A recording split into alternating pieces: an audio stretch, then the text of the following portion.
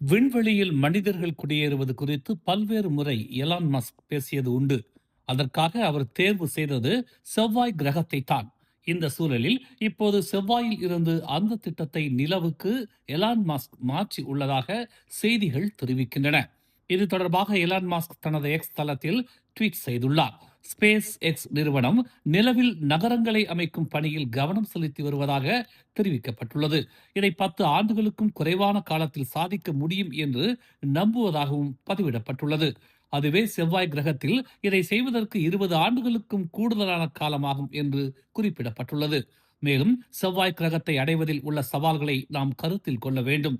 ஒவ்வொரு 26 மாதங்களுக்கும் கோள்கள் ஒரே நேர்கோட்டில் வரும்போது மட்டுமே செவ்வாய் கிரகத்துக்கு பயணம் மேற்கொள்வது சாத்தியம். ஆனால் ஒவ்வொரு 10 நாட்களுக்கும் நிலவிற்கு ராக்கெட்டை செலுத்த முடியும்.